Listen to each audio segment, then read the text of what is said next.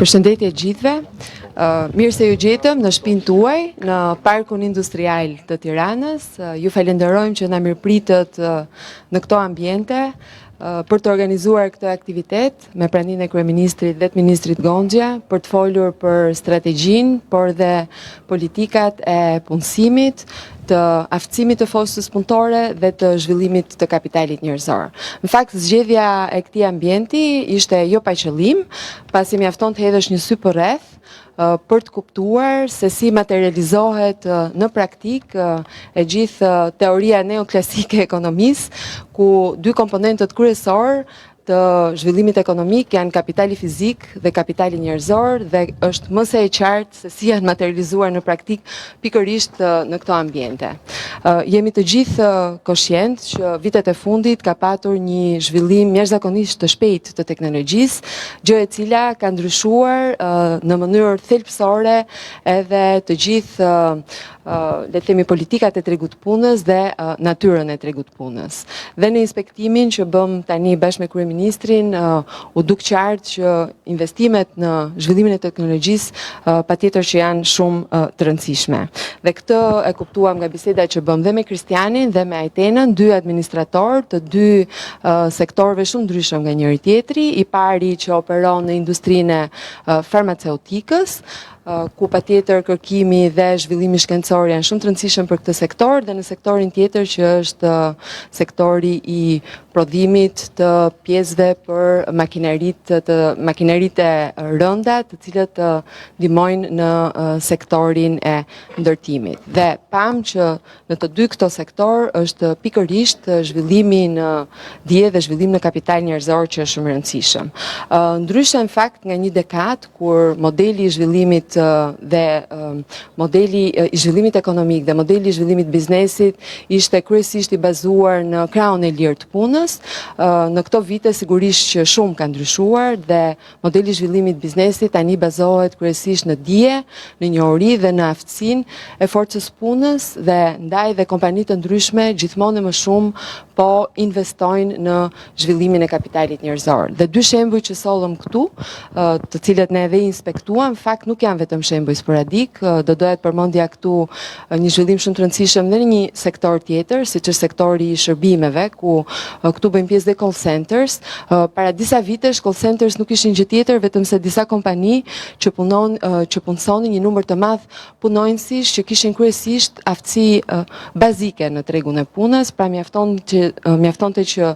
një punonjës të dinte një gjuhë huaj dhe ai automatikisht mund punonte në një call center. Ndërkohë, me investimet që janë bërë pikërisht në kapitalin njerëzor dhe në zhvillimin e kapitalit njerëzor, në trajnimin e forcës punës, këto call center sot kanë ndryshuar krejtësisht modelin e tyre biznesi, duke u kthyer në qendra dhe habe teknologjike ku investohet patjetër në dije dhe në njohuri, pikërisht për të vënë në punë ato makineri apo ato teknologji moderne në të cilat kanë investuar këto kompani. Dhe nëse flasim për këtë model të ri të tregut punës dhe këtë zhvillim të ri të tregut punës, sigurisht që nuk duhet të harrojmë edhe nga u nisëm. Në fakt, para rreth një dekade, Shqipëria përballej me një krizë shumë planshe në tregun e punës dhe në aftësimin e forcës punëtore në përgjithësi. Ishte një sistem që thuajse nuk funksiononte as për të rinjt, të cilët hynin për herë të parë në tregun e punës, nuk funksiononte as për ata profesionistë të cilët donin të zhvillonin më tej karrierën e tyre, dhe as për ato shtresat të cilat ishin më në nevojë që kishin nevojë për mbështetje. Politikat e tregut punës përgjithsisht ishin të fragmentarizuara, kishte një mungesë të plotë koordinimi midis institucioneve për bashkërendimin e politikave, dhe e gjitha kjo patjetër vinte pasi nuk kishte një vizion të qartë se si do të zhvillohej tregu i punës dhe se sa i rëndësishëm është roli i aftësimit të forcës punës për të operuar dhe për të funksionuar siç duhet në një treg pune modern. Mjafton këtu të kujtojmë shifrën 2 shifrore të papunësisë në vitin 2013, e cila ishte rritur me rreth 2.1 pikë pas vitit 2006. Dhe ndërkohë Shqipëria ofronte realisht mundësi shumë të kufizuara punësimi, veçanërisht për të rinj, për gratë apo dhe për kategoritë të tjera në nevojë, duke ofruar, siç thash, vetëm punë të një natyre që kërkonte nivel të ulët aftësish. Dhe sigurisht që është e vështirë të flasësh për kapital njerëzor, kur bëhet fjalë për një periudhë që në fakt edhe digniteti njerëzor nuk ishte aty ku duhej, kur paga minimale ishte vetëm 157 euro dhe paga mesatare ishte vetëm 322 euro. Dhe një ndër problematikat më të mëdha, sigurisht që ishte niveli alarmant I informalitetit gjatë kësaj periudhe, ku njerëzit punonin, qytetarët punonin pa kontrata pune, punonin të pasiguruar dhe nuk kishin asnjë lloj mbrojtje ligjore apo mbrojtje shoqërore. Programet e nxitjes punësimit pothuajse ishin inekzistente dhe sigurisht që ato nuk reflektonin nevojat e tregut punës për aftësi dhe sigurisht që as nuk bëj fjalë që të kishte një përputhje të nevojave dhe të kërkesave të tregut punës me ofertën në tregun e punës. Dhe patjetër që lista vazhdon dhe është shumë e gjatë me problematika që kishte tregu, arsimi profesional, I cili sot është në vëmendje të qeverisë, ishte komplet një le të themi sektor I pa mbështetur dhe I pa eksploruar. Në vitin 2013 ne kishim vetëm 12.3% të nxënësve në moshë të arsimit mesëm që studionin në arsim profesional, nuk kishte investime në infrastrukturë, nuk kishte kurrikula të përditësuara, mësuesit nuk ishin të trajnuar për të dhënë mësim dhe për t'u dhënë dijet që kërkon tregu. Partneriteti me biznesin ishte pothuajse inekzistent, ndryshe nga ç'është sot, ku ne kemi filluar dhe zbatimin e sistemit dual ose sistemit të dyfisht në arsimin profesional. Sigurisht që lista është e gjatë, unë dua ta përmbledh dhe nëse do ta përmblidhja vetëm me një fjali, do thosha që politikat e dikurshme ishin thjesht politika reaktive, ndërkohë që gjithë reformat e ndërmarra në këtë dekadë janë politika proaktive që kanë në qendër patjetër aftësimin, dijësimin dhe rritjen e njohurive të forcës punëtore. Për më shumë detaje në lidhje me gjithë reformën që ka ndodhur në këto 10 vite dhe gjithë politikat e integruara që kanë ndjekur qeveria gjatë kësaj periudhe, dua t'ja kaloj fjalën Ministrit të Ekonomisë, Kulturës dhe Inovacionit, zotit Blendi Gonxha. Faleminderit ministër, fjala për ju. Mirdita, shumë e rëndësishme të kuptonin dhe çfarë kemi bërë në gjithë këto vite dhe si kemi arritur në ditët e sotme, në rezultatet e sotme. Ndaj do ta nis me një vit shumë të largët, me vitin 2014, kur filloi reforma kombëtare për punësimin dhe aftësitë, me strategjinë kombëtare për punësimin dhe aftësitë 2014-2020, e cila synonte nxitjen e mundësive të denja të punësimit përmes politikave efektive të tregut punës, ofrimin e arsimit profesional dhe të formimit profesional cilësor për të rinjtë dhe të rriturit, promovimin e përfshirjes sociale dhe kohezionit territorial, forcimin e qeverisë së tregut punës dhe sistemet të kualifikimeve dhe bërit mundur një ambicie e cila synonte pesëfishimin e financimit për programet e nxitjes së punësimit. Në 2015, një vit më pas, fillon modernizimi I shërbimeve të punësimit me regjistrimin elektronik të punë-kërkuesve me modelin e ri të profilizimit dhe nivelet e punësueshmërisë. Pastaj kalojmë në arsimin dhe formimin profesional që merret nga ku ishte më parë dhe kalon në Ministrinë e Punësimit, sot MEK, pra në Ministrinë që mbulon sektorin e punësimit, dhe në 2016 pra I dedikohet shumë dhe I afrohet shumë ekonomisë. Në 2016 merremi me investime në infrastrukturë dhe me një rritje të fokusit tek trajnimet, rikonstruktohen të gjitha zyret e punësimit në rang kombëtar, sistemet e trajnimeve për punë-kërkuesit marrin një hovë të panjohur. Më parë, rritet buxheti për kurset profesionale dhe në 2017 kalohet në fillimin e një reforme ligjore dhe standardizimin e profesioneve, duke filluar me ligjin e ri për arsimin dhe formimin profesional dhe me listën kombëtare për të parë të profesioneve dhe katalogun e kualifikimeve. Në 2018 natyrisht merr shumë tepër fokus cilësia dhe vlerësimi i politikave, vetvlerësimi në institucionet e arsimit dhe të formimit profesional dhe vlerësimi i efektivitetit të programeve. Pra bëhet një analizë edhe më e thellë për të dalë pastaj një reformë akoma dhe më thellë institucionale në vitin 2019 që vjen me krijimin e AKP-s, Agjencisë Kombëtare të Punësimit dhe Aftësive, që zëvendëson SHKP-n e vjetër, që ka qenë Shërbimi Kombëtar i Punësimit dhe vjen një institucion i cili duhet të themi që do me të vërtet meriton një lavdrim të veçantë këtu për punën e bërë gjithë këto vite që nga momenti i krijimit dhe i formësimit.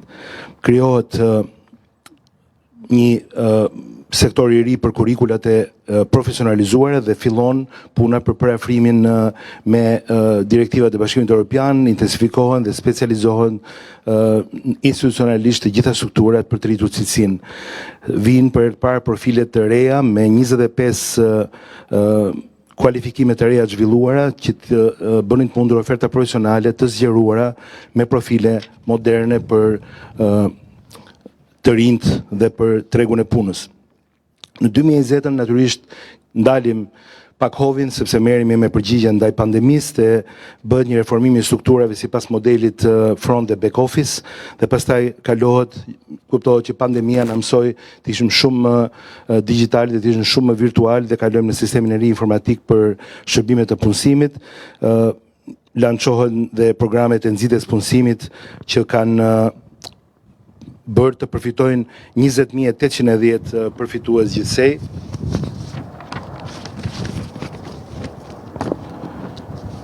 Ku dallojmë dhe ku duhet të përmendim, nuk mund mos përmendim programin e punësimit me mbi 2000 përfitues, programin e formimit ndërmjet punës me 1600 përfitues, programin e praktikës profesionale internshipet me gati 4000 përfitues, programin e vetpunësimit, programin e punëve publike në komunitet me mbi 3500 përfitues dhe paketën në atë kohë për mbështetjen për post-Covid-19 me gati 5600 përfitues, si dhe vjen bazat për një rregull në praktikat e biznesit dhe forcohet lidhja shkollë biznes përmes praktikës profesionale të rregulluar. Në vitin 2021 i kthehemi fort cilësisë dhe akreditimit si dhe mbështetjes ndërkombëtare, duke bërë që të fillojmë me akreditimin e 6 shkollave të para të arsimit dhe të formimit profesional. Bëhet referencimi me kornizën europiane të kualifikimeve, kontrata EU for Social Inclusion, pra për përfshirjen sociale me një vlerë për 11.5 milion euro, vjen me një mbështetje buxhetore direkte nga Bashkimi Evropian për reformën sociale dhe ato të punësimit. Në vitin 2022 rrisim gjithë përfshirjen dhe inovacionin në shërbime, me zyrat e para për personat me aftësi të kufizuar dhe rikonstruksionin e mëtejshëm të zyrave të punës, modernizimin e tyre, rritet aksesueshmëria për grupe vulnerabël, shërbimet përmirësohen ndjeshëm në shumë prej qyteteve tona, shërbimet për punëdhënësit kalojnë në ato online dhe 12.192 përfitues nga ndihma ekonomike të integruar në punë janë përfitues të programit që sjell një transformim real nga ndihma në vetpunësim apo në punësim qëndrueshëm. Kemi një rezultat konkret me punëkërkuesit e trajnuar në aftësi digjitale, me rreth 6.000 të trajnuar në aftësi digjitale dhe kjo forcon natyrisht përgatitjen për tregun modern të punës. Vion në vitin 2023 konsolidimi digital dhe përfshirja të rinjve, miratohet strategjia kombëtare për punësimin dhe aftësi 2023-30, lançohet websajti platforma digjitale puna.gov.al, e cila numëron sot 176.000 përdorues, një platformë unike për punësimin, për trajnimin dhe ndërveprimin me të gjitha shërbimet e tjera publike. Ngrihen portalet e aftësi puna.gov.al dhe garancia rinore, që është në fazën këtu jemi në fazën pilot dhe fillon zbatimi i garancisë rinore me mbi 1000 të rinj përfitues në fazën e parë. Lançohet programi i kodimit me mbi 2000 përfitues, optimizohen 7 shkolla profesionale në 3 qarqe, përmirësohet sistemi të dhënave në përgjithësi për gjithë shërbimin e punësimit, rriten pagat për strukturat e punësimit 2023-2024, motivim më i madh, forcimi i kapaciteteve njerëzore dhe i shërbimeve që vijnë faltyre, zbatohet leja unike për të huajt dhe nga reformat që përmenda në rezultate për papunësinë. Pra këto rezultate nuk janë as rastësore dhe as të ndikuara nga faktor të tjerë të jashtëm, por janë rezultati punës dhe i këtyre reformave konkrete të bëra në këto 10 vite, ku nga 17.5% nivelin e papunësisë arrim në 8.8% dhe shënojmë nivelin më të ulët historik të papunësisë për grup moshën mbi 15 vjeç. Për herë të parë papunësia jonë është më e ulët se në Greqi, ku është 9.5% dhe më e ulët se në Spanjë, ku është 10.75%, duke treguar një efektivitet të këtyre politikave për tregun e punës. Kemi arritur të kemi mbi 300.000 të punësuar, krahasuar në vitin 2013 me paga konkurruese, totali të punësuarve sot, pra i forcës son punës arrin në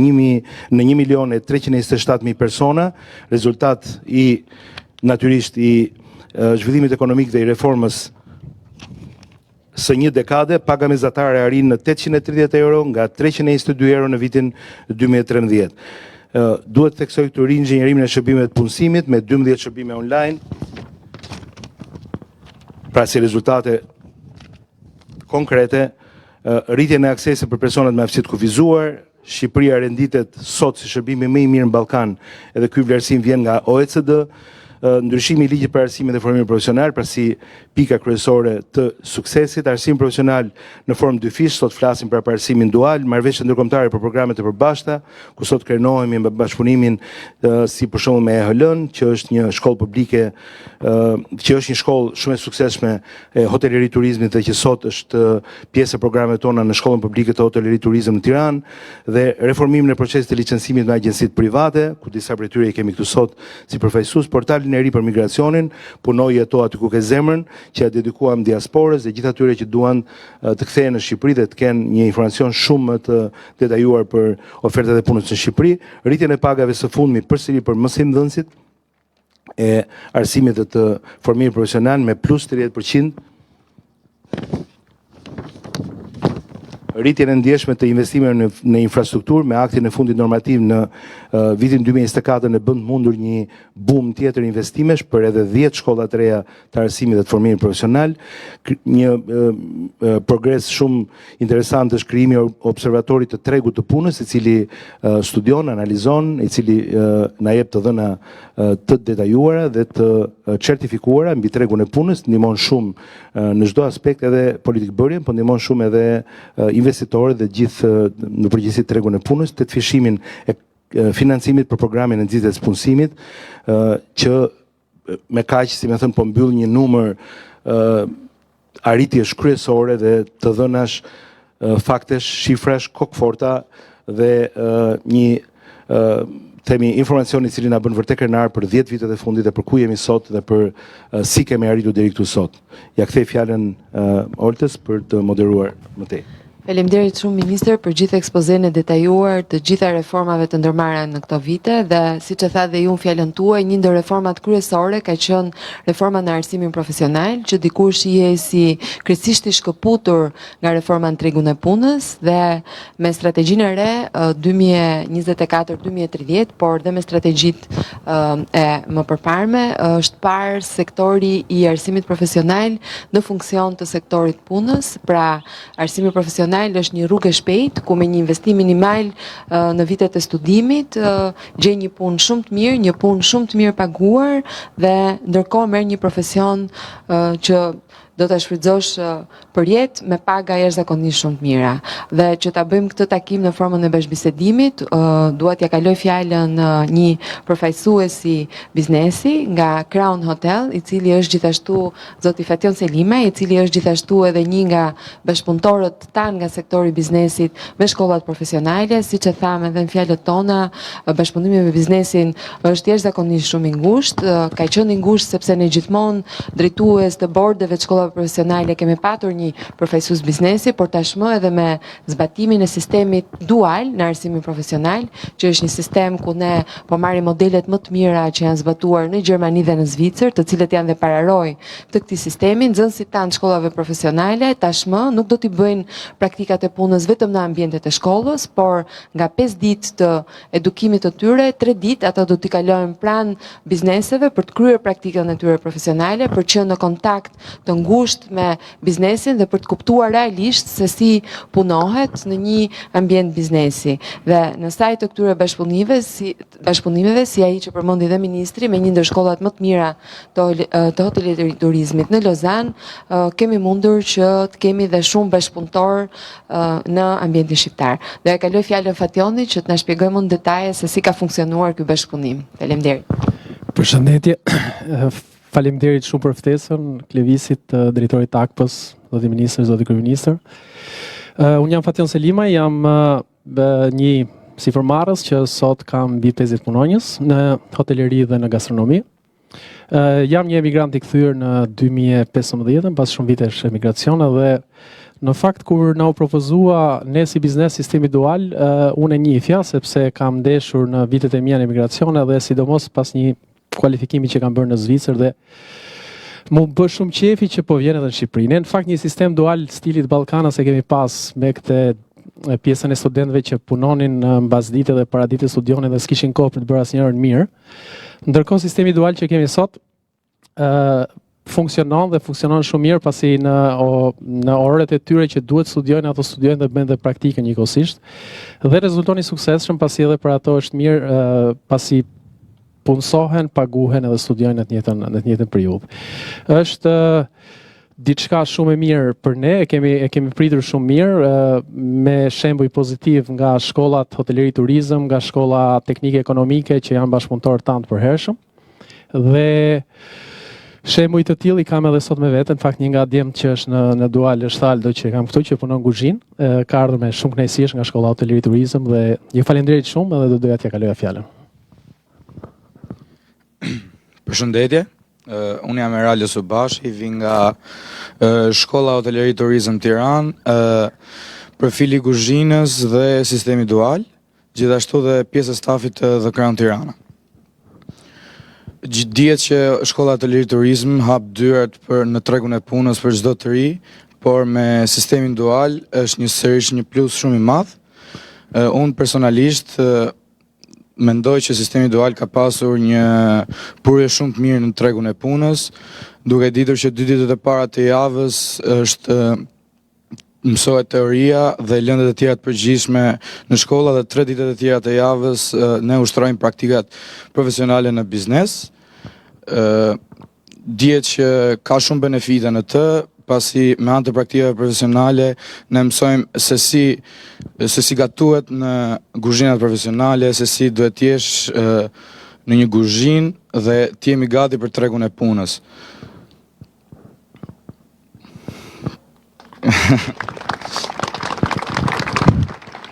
Tani unë kam një mendim që duhet të ndaj me ju që jeni andej nga ana tjetër e këtij sheshi, që nëse unë vë një bast këtu me këta që kam këtu në 2 krahët e mi, se sa nga ju duan të hikin tani në këtë moment nga i ftohti, unë e fitoj bastin me diferencë shumë të thellë. Jam i bindur për këtë. Dhe ndjes për këtë lloj situate të krijuar nga kjo orë e ditës edhe nga ky moti i çuditshëm i këtyre ditëve. Nuk dua që t'ju mbajmë gjatë. Dua të them vetëm disa gjëra, mendoj kyçe lidhur me situatën e punës në tërësi, edhe me perspektivën që në këndvështrimin tim është shumë optimiste për shumë arsye, por mbi të gjitha për faktin që sot Shqipëria po përjeton një kthes për cilën ne jemi përpjekur një kohë gjatë dhe tani më kthesa është në dinamikën e vet. Unë këtu kur hyra pash Arielën që është në radhën e parë, që është themelusja dhe udhëheqësja e një sipërmarrjeje shumë të guximshme që në momentin e parë mund të ketë qenë edhe një lloj aventure për cilën mbase përveç teatrit askush tjetër nuk ka menduar se vajza është normal. Edhe i thash madje sepse jemi duke punuar me Arielën për të ndërtuar një partneritet strategjik me një nga kompanitë më të mëdha të botës në fushën e industrisë ushtarake. Dhe besoj që dje kemi arritur ta kurorëzojmë në linjat e përgjithshme këtë partneritet, që besoj do të bëhet publik së shpejti, dhe që faktikisht do të sjellë në Shqipëri jo vetëm qindra milion investime në industrinë ushtarake, cilën ne po e krijojmë nga e para, mbas shumë periudhash të vështira që ju dini, s'ka nevojë t'ju marr kohë për këtë. Dhe do ta bëj Shqipërinë fal Arielës, fal kompanisë saj që do të jetë kompania e referimit me mbështetjen e kësaj kompanie të madhe partnere, por prodhimet do të jenë made in Albania dhe Shqipëria do të eksportojë në tregje të tjera makina ushtarake të gjeneratës fundit. Kjo është diçka që ndodh sot, por nuk mund ndodhte dot, vetëm deri disa vite më parë. Po ashtu janë një sër iniciativash të tjera në fushën e industrisë ushtarake që janë në proces, edhe unë jam shumë optimist që do të materializohen njëra pas tjetrës, të cilat do të na japin mundësinë që jo vetëm të prodhojmë për forcat tona të armatosura, të prodhojmë këtu në Shqipëri për nevojat tona, duke ndërtuar partneritete shumë të forta strategjike me lojtarë të mëdhenj në këtë sektor, por do të japin mundësinë që përveç se të krijojmë të ardhura, pasi zgjedhja jonë strategjike është që të blejmë jashtë vetëm ato gjëra shumë të veçanta që nuk kemi mundësi të prodhojmë këtu. Ndërkohë që një pjesë të madhe të nevojave ta mbulojmë me prodhimin e këtushëm, duke krijuar një front të ri pune, një front të ri punësimi për vajza dhe djem të mirë edukuar në profesionet e nevojshme, që të kenë paga shumë të larta, sepse në këtë industri pagat janë domethënëse. Por nga ana tjetër, ne hym këtu nga dera ku janë edhe ata që nuk e di pse po durojnë dhe këta në të ftohtë, ndërkohë që mund të rinë brenda. Faleminderit për durimin edhe ju jeni edhe në këmbë. Nga dera e kësaj kompanie këtu, ku paga minimale është 700 euro, dhe flasim për sanitare, flasim për ndihmës, të cilët duke marrë dijet e nevojshme mbas një periudhe kohe do të rriten në pagë. Ndërkohë që paga mesatare në këtë kompani këtu që ne sapo vizituam, dhe nuk është e vetmja këtu që ka këto paga në këtë territor, unë jam i bindur se këtu shumë kompani janë me produkte goxha të sofistikuar, po themi, është 1.000 euro. Por sot në Shqipëri kemi një pagë mesatare 830 euro dhe jemi nisur me një pagë mesatare që ishte vetëm 322 euro. Është një kapërcim i madh, siç është një kapërcim i madh që shihet tek prodhimi i përgjithshëm, sepse natyrisht nëse njeriu e ndjek Shqipërinë nga televizori ose e ndjek nga portalet nuk shef fare nga këto gjëra, nuk i shkon mendja dot se në Shqipëri mund të ketë realitete si këto që janë këtu në këtë territor ose në shumë territore të tjera. Se në Shqipëri mund të ketë kompani të cilat kanë paga më të mira se sa në Greqi pa diskutim. Mirë po, nëse shohim rritjen e prodhimit përgjithshëm, kemi pasur një prodhim përgjithshëm kur ne kemi marrë detyrën 90 miliardë euro. Dhe sot e kemi prodhimin e përgjithshëm kombëtar në rendin e afro 25 miliardë euro. Pra 2 herë gjysmë më të lartë dhe ky prodhim i përgjithshëm kombëtar është rritur nga kompanitë, është rritur nga puna, nuk është rritur nga ndonjë arsye tjetër. Dhe sot ne kemi nivelin më të ulët historik të papunësisë, 8.8% dhe shumë kush që nuk di se çfarë flet, ironizon dhe thot po se ka rënë popullsia, ndërkohë që nuk ka lidhje fare, sepse matja e nivelit të papunësisë është raport i forcave të punës. Dhe në raportin e forcave të punës, ne kemi një përgjysmim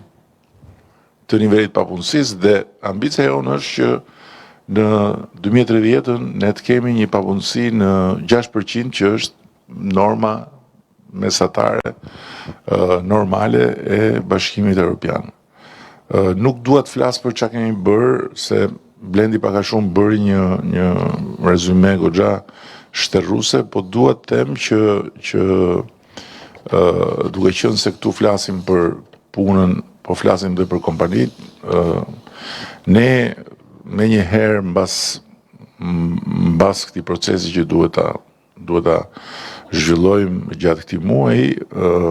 dhe që fillon zyrtarisht në premte, ne do të ndërtojmë një proces me kompanitë për një marrëveshje paqeje fiskale, në mënyrë që të japim të gjithë kompanive mundësinë që të bëjnë të zgjedhin midis një marrëveshje paraprake me autoritetet fiskale për të paguar një tatim, një shumë në tatimin mbi të ardhurat, mbi fitimin që nuk do lëvizi, është ai 15% i ditur, një shumë të përcaktuar bashkarisht, duke u nisur nga rritja ekonomike, dhe pastaj të mund të paguajnë